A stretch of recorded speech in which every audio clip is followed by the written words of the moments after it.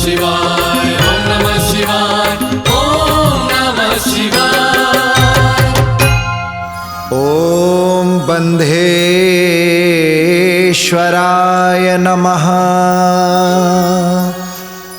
ध्येयं सदा परिभवग्नमभीष्टदोहम्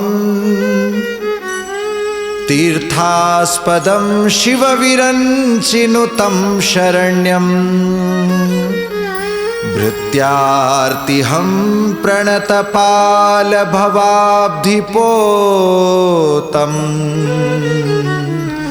वंदे महापुरुष ते चरणारविंदम। जय बंधेश्वर, जय शिवशंकर। सत्य शिव सुंदर कार्यक्रम को आपण समस्त को स्वागत।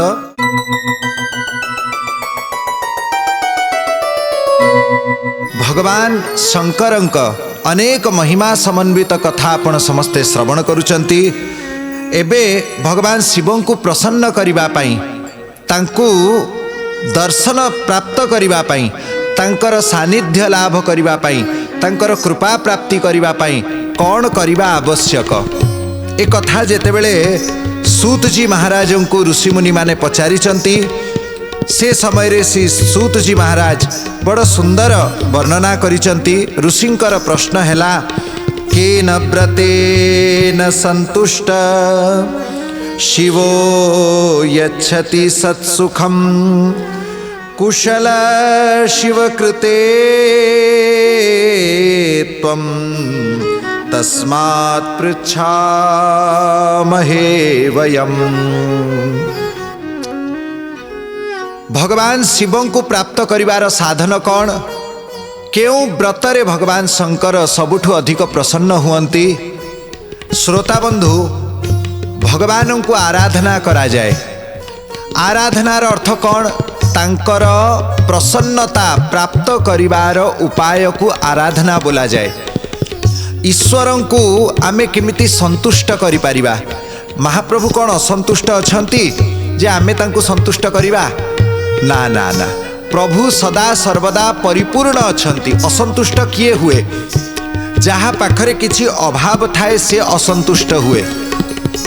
रागे किए? जहार कामना पूर्ति न हुए से रागे। प्रसन्न किए हुए? जहाँ पाखरे किछि अभाव थिला ताहा परिपूर्ण करि दिया गला, ताहेले ताकू बोला जाए से प्रसन्न हो गले। महाप्रभु कौन प्रसन्न हुअंती? ना महाप्रभु केबे रागंती, ना महाप्रभु केबे असंतुष्ट हुअंती, ना महाप्रभु केबे किछि संतुष्ट हो जाती। आमे सबु लौकिक भाषा रे केवल कही थाउ, एटा केवल व्यावहारिक जगत रे कथा सब बुझा जाए, किंतु वास्तव रे यह सत्य नुहे। काहे कि भगवान विषय रे वेद रे कुआगला, ओम पूर्णमदः पूर्णमिदं पूर्णात् पूर्णमुदच्यते पूर्णस्य पूर्णमादाय पूर्णमेवावशिष्यते। भगवान एपटु पूर्ण सेपटु पूर्ण, पूर्वरु पूर्ण परे मध्य पूर्ण, पूर्ण थिले पूर्ण अछंती, पूर्ण रहिबे। पूर्णरु पूर्ण अंश जदि बाहर कर दिया जीव तथापि पूर्ण ही रही जीव। एमिति परिपूर्ण तत्व महाप्रभु अछंती। एही महाप्रभु को आमे संतुष्ट कौन बा करिबा? से सदा सर्वदा संतुष्ट अछंती। से केबे दुखी नुहंती जे आमे तांको प्रसन्न करिबा। ताहेले आराधना उपासना करिवार लक्ष्य कौन? आराधना उपासना करिवार लक्ष्य आम निजको पवित्र करिबा। आमे भगवत कृपा भगवत सानिध्य लाभ करिवार एपर्यंत योग्यता प्राप्त करि पारि नाहु। गोटिए व्यक्ति कथा मने पड़ी जाए। बहु वर्ष पूर्वरे आमर सबुदिन कीर्तन हेई आसुची। प्राय 10-12 वर्ष कीर्तन चली थिला, एबे मध्य चालुची। आश्रम रे से समय रे गोटिए युवक पिलाटे आसे। प्राय वर्षे 2 वर्ष से संकीर्तन रे प्रतिदिन से जोग देला। पवित्र आचरण, पवित्र भोजन, पवित्रतार व्यवहार सबु भल रही। ता मनरे अनेक थर भाव आसे जे भगवान केबे दर्शन देबे। दिनकर कथा आमे केही नथिलु, कोठी गोटे कार्यक्रम को जाइथिलु से समय से पिला एका ही कीर्तन करिछि प्राय गोटे घंटा नाम कीर्तन करिबा परे ता मन को कौन आसी आश्रम रे एका महाप्रभुंकर राधाराणीकर छवि गोटे लगी थाए से समय राधाराणीकर चित्र को अनेकी से माने प्रतिदिन कीर्तन करती आमे भी निजे भी से योगदान दौथिलु से समय रे से पिला एका बसी रही कीर्तन सरी जीवा परे मध्य एका निजे कीर्तन करिछि नाम कीर्तन एका अखंड कीर्तन करिबा परे बसी रही प्राय राति 10:30 से समय हब आमको अपेक्षा करुछि जेतेबेले मु फेरी आसिली मु देखिली से डरी जाइछि छानिया हो जाइछि आश्रम बाहर आसिकी गोटा जगार बसीछि जेमिति मु आसिली मु देखिली से जेमिति भयभीत अच्छी कौन कथा मु ताकू पचाली अरे बाबू रे तू एमती झाड़माड़ होइछु कथा कौन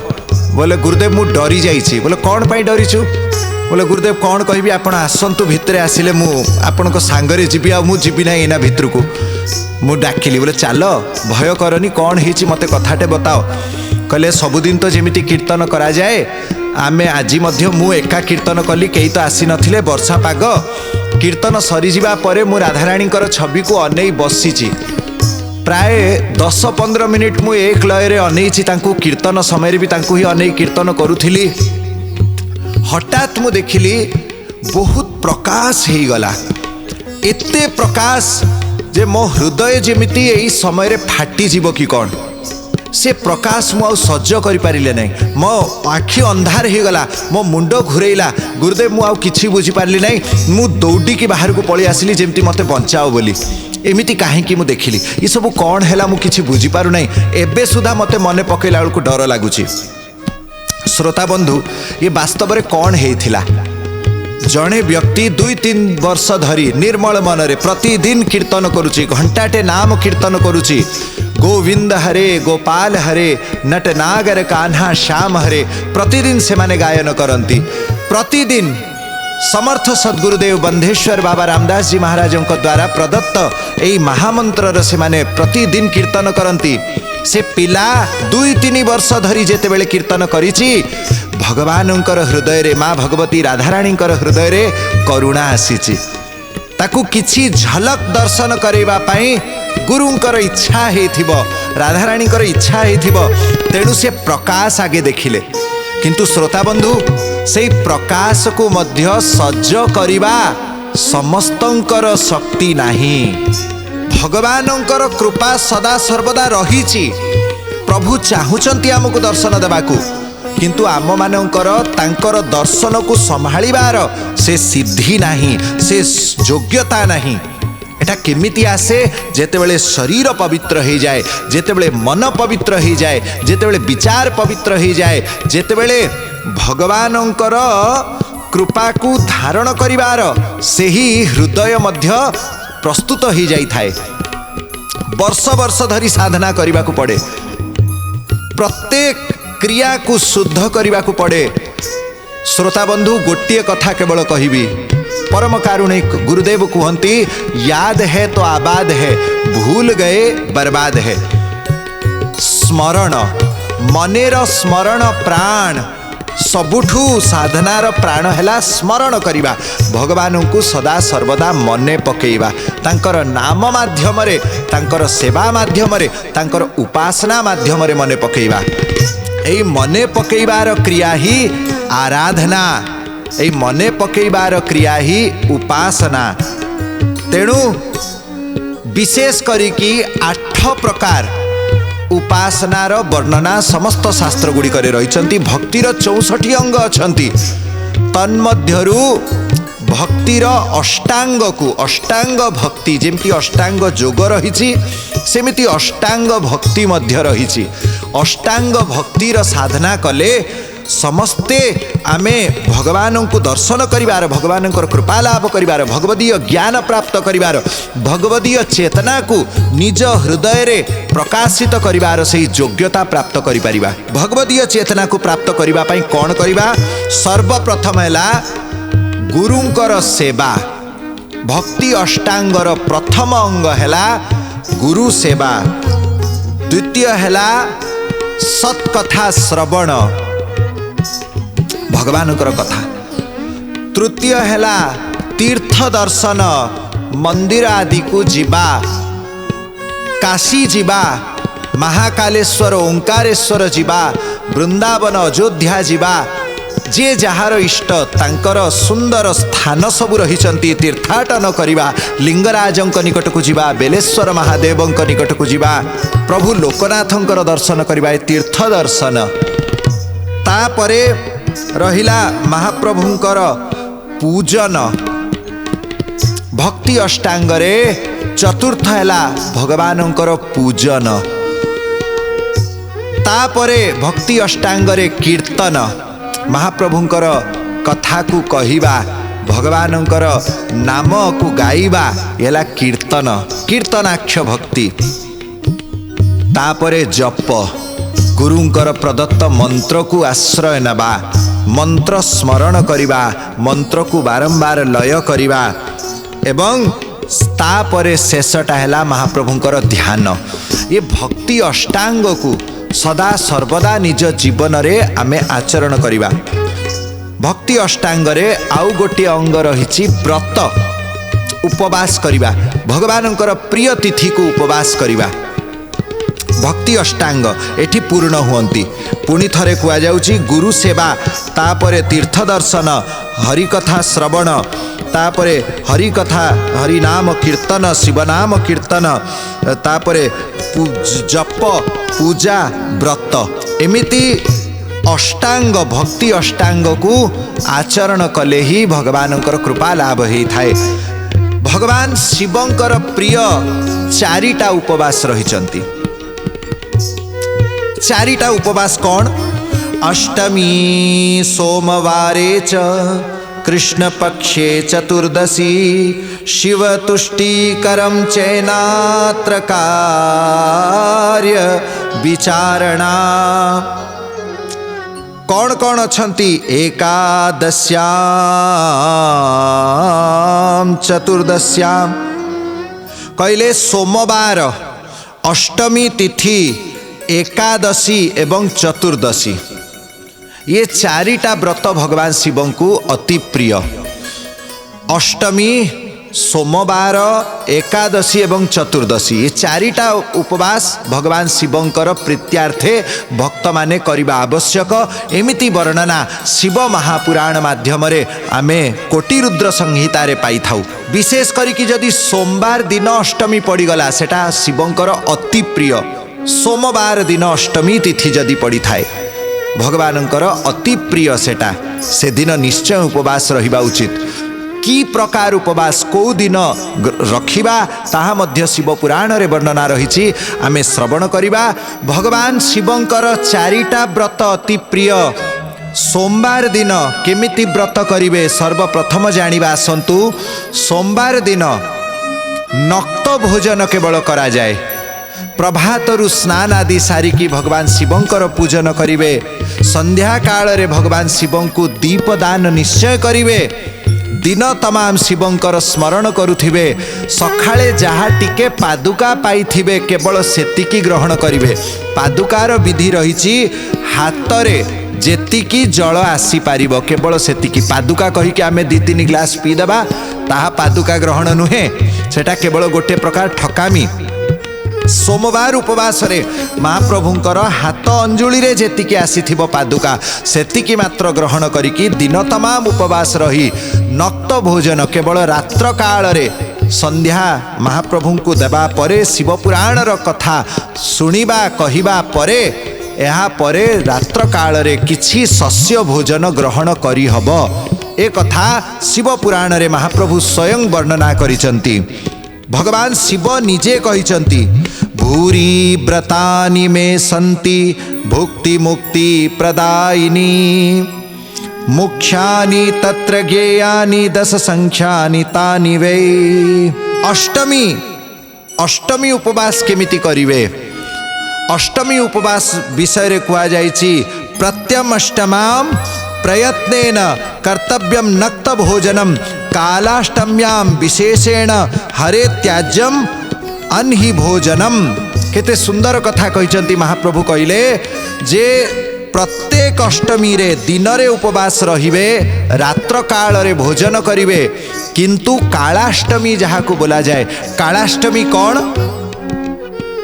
कालाष्टमी हला जन्माष्टमी जहाँ को आमे कही थाउ, भाद्रव मासर कृष्ण पक्षर अष्टमी, जो दिन महाप्रभु हरि रूपरे श्रीकृष्ण रूपरे अवतार ग्रहण करिसंती। तेणु हरि जन्मदिन रात्र काल रे भोजन करिब नाही, संपूर्ण दिन उपवास रहिबा उचित बोली कि भगवान शंकर आदेश देइचंती। शुक्ल पक्ष एकादशी ठारू कृष्ण पक्ष एकादशी रो अधिक महिमा रहिछि शिव भक्ति विधान रे।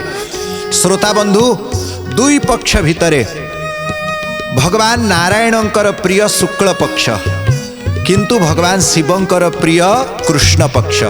शुक्ल पक्ष एकादशी दिन महाप्रभु नारायणंकर विशेष एकादशी रो व्रत रही थाए। अवश्य वैष्णवर कर्तव्य संपूर्ण वर्ष सारा 24टा एकादशी निश्चय करिवे, सबु एकादशी कर्तव्य। ता भितरे भी शुक्ल पक्ष एकादशी भगवान जगन्नाथ को अति प्रिय। तन्मध्यरु 4टा एकादशी अति अति प्रिय बोली वर्णना रही। ठीक सेमिति भगवान शंकर को कृष्ण पक्षर एकादशी प्रिय। तेणु वैष्णव हेले अथवा शैव हेले एकादशी व्रत कंपलसरी समस्त को करवा आवश्यक। भगवान शिव को जन्माष्टमी व्रत मध्य प्रिय, तेणु जन्माष्टमी रे रक्त भोजन करिवे नाही। जेउ दिन मध्यरात्रि रे चतुर्दशी रही थिबो, सेई चतुर्दशी टाकू चतुर्दशी व्रत बोली की स्वीकार करिवार विधि रही। जेमिति वैष्णव व्रत गुड़ी करे उदया तिथि को ग्रहण करा जाए, तार अर्थ कौन? सूर्योदय समय रे जदि एकादशी अच्छी सेई दिन ही एकादशी व्रत करा जिवो, अन्यथा ता पर दिन एकादशी व्रत करा जिवो। किंतु भगवान शिवंकर चतुर्दशी विषय रे कौन कुआ जाइछि? निशीथ व्यापिनी ग्राह्या हत्या कोटि विनाशिनी। निशीथ काल अर्थात रात्रिर प्रथम प्रहररु मध्यरात्रि भितरे चतुर्दशी तिथि प्राप्त होउथिले सेई दिन ही उपवास करा जिवो। तद्दिने चैव यत् कार्यं प्रातरारभ्य केशव। चतुर्दशी रे कौन कौन करा जिवो? हे श्री नारायण तुमे शुण। किए कहउचंती? भगवान शंकर कहउचंती। काहाकू? नारायण को निजर भक्तिर उपदेश दउचंती। हे केशव, हे गोविंद, हे माधव, मो पाखरु तुमे चतुर्दशी रो व्रत विधान शुणिनिय। प्रातः समय रे अलस को त्याग करिके उठिब, स्नान करिब, नित्य कर्म करिब, तापरे भगवान शिवंकर मंदिर को जीव, भगवान शिवं को विशेष रूप से पूजन करिब। पूर्वरु संकल्प करिकी सबु पूजन सामग्री एकत्रित करिथिब, भगवान शिवं सम्मुख रे आसन पकई बसिब एवं निजर दक्षिण रे अथवा भगवान शिवंकर वाम पार्श्व रे सेठी समस्त पूजन सामग्री को पवित्रता पूर्वक गोटे स्थान रे रखिब। पवित्र वस्त्र उपवस्त्र धारण करिकी 3 थर आचमन करिब। आचमन करिबा सनातन संस्कृतिर गोटे बड़ आवश्यक अंग रही। मुख शुद्धि आचमन बिना हेई न थाए। काहीकि आमे आचमन करि थाउ? श्रोता बंधु, आम पाटी रे कौन रही? लाळ रही। ये लाळ उच्छिष्ट। तेणु उच्छिष्ट पाटी रे जेपर्यंत आमे भगवानंकर नाम उच्चारण करिकी त्रिबार केशवाय नम अथवा श्री विष्णु श्री विष्णु श्री विष्णु अथवा ओम विष्णु ओम विष्णु ओम विष्णु एमिति त्रिबार विष्णु नाम उच्चारण पूर्वक जदि पवित्र जल को आमे प्राशन न करिबु पीबु नाही, से पर्यंत मुखटा शुद्ध हुए नाही। लाळ थिले मुखटा अपवित्र, आउ लाळ को धोई देबा पाई भगवान नाम उच्चारण पूर्वक पवित्र जल को पान करिवार विधि ताकू आचमन बोला जाए। भगवान शिव प्रभु हरि को कहउचंती, हे हरि, सखाल समय रे पूजन करिबा पाई पूर्वरु आचमन करि सारिथिब, आसन शुद्धि जानी थिले आसन शुद्धि करिब, तापरे भूत शुद्धि। भूत शुद्धिर अनेक मंत्र रही श्रोता बंधु, किंतु जदि भूत शुद्धि आपण साधारण भाव करुचंती, निजर मेरुदंड को सीधा करिकी भगवान सम्मुखरे आगे बसिबे, 3 थर प्राणायाम कम से कम करने को पड़िबो। भगवान नाम उच्चारण पूर्वक ओंकार अथवा राम नाम उच्चारण पूर्वक अथवा शिव शिव शिव नाम उच्चारण पूर्वक आपण प्राणायाम करिवे। प्राणायाम रो साधारण विधि कौन? सर्वप्रथम 8 थरे शिव शिव शिव शिव शिव कहिकी दक्षिण नासापुटरू आपण श्वास ग्रहण करिवे। तापरे 32 थर शिव नाम उच्चारण करिवे कुंभक करिकी सेही श्वास को निजर हृदय रे ताकू आबद्ध रखिबे, देह रे आबद्ध रखिबे। तापरे 16 थर शिव नाम कहिकी ताकू निष्कासन करिवे बाम नासारू, पुणी बाम नासारू 8 थर उच्चारण करिवे। 8 थर शिव नाम कहिबा भितरे ही श्वास ग्रहण करिवे। तापरे 32 थर शिव नाम को उच्चारण करिकी भितरे रखिवे एवं 16 थर नाम कहिकी काढ़िवे। ये गोटे विधान रही प्राणायाम रो। एटा 3 थर कम से कम करा जीवो। एमिति 3 थर प्राणायाम करिबा परे प्रथम निजर हृदय श्वास शुद्धि हो गला। तापरे भूत शुद्धि पाई निज भितरे पंच तत्व को कल्पना करिवे, पृथ्वी जल आकाश वायु अग्नि। मोर समस्त पृथ्वी तत्व को महाप्रभु पवित्र करि दैचंती। शिव नाम पूर्वक मोर भूत शुद्धि होची, पृथ्वी तत्व शोधन हैला, जल तत्व शोधन हैला, अग्नि तत्व शोधन हैला, वायु तत्व शोधन हैला एवं आकाश तत्व शोधन हैला।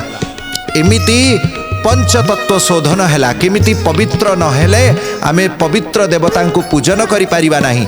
देवो भूत्वा देवम जजेत, निजे देवता हेई तापरे देवता को पूजन करिवो। यहाँ परे त्रिपुंड धारण करिवो, यज्ञ भस्म द्वारा त्रिपुंड धारण करि परिबो अथवा गोपी तिलक आदि जहाँ प्राप्त द्रव्य अच्छी ताकू मस्तक रे लगेबे अथवा गोमय गोबर जदि टिके पाइले ताहा मध्य तिलक रूप में आपण मस्तक रे धारण करि परिबे, ताहा मध्य पवित्रता प्रदान करि थाए। भगवान नारायण को शुणुचंती, भगवान शंकर कहिले, हे केशव यहाँ परे जथा साध्य मोर पूजन करिवो। जेमिति द्रव्य तुमे आनिथिबो ताहा मते अर्पण करिवो। पूजन करिबा परे पूजनर क्रम आवाहन, आसन, पादासन, पाद्य, अर्घ्य, आचमन, पुनराचमन, स्नान, प्रोंछन, वस्त्र, उपवीत, उपवस्त्र, गंध, पुष्प, अलंकार, धूप, दीप, नैवेद्य, आरत्रिक, वंदन, स्तोत्र पठन, प्रदक्षिणा, ये सबू पूजनर क्रम रही थाए। या भितरे आपण जहाँ शिखिचंती, जहाँ जानिचंती, कम से कम पंचांग पूजन निश्चय करवा उचित। गंध, पुष्प, धूप, दीप, नैवेद्य, यहाँ को बोला जाए पूजन पंचांग। जेतेबेले आपण अर्चन पंचांग को आपण करूचंती, सेथिरे गंध, पुष्प, धूप, दीप, नैवेद्य एतिकी देबे। तापरे आरत्रिक आदि आपणकर इच्छा, सप्तांग भी हो पारे, आरत्रिक एवं प्रणाम। एमिति पूजन करिबा परे भगवान शिव कहउचंती, संध्या काल रे मोर नाम कीर्तन करिकी टिके नृत्य करिवो। जदि नृत्य नाही ताहेले भगवानंकर संपूर्ण प्रीति लाभ करिबा सहज नुहे। निजको आत्मसमर्पण करिकी आत्महरा हेई भगवानंकर नाम कीर्तन पूर्वक उद्दाम कीर्तन करिवो, नृत्य करिवो। भगवान शिव से प्रसन्न हेबे। भगवान शिवंकर विशेष पूजा चतुर्दशी दिन एवं शिव चतुर्दशी दिन कौन विधान रे केमिति पूजन करिवो ताहा आमे श्रवण करिबा आगामी अध्याय रे। जय शिवशंकर, जय बंधेश्वर।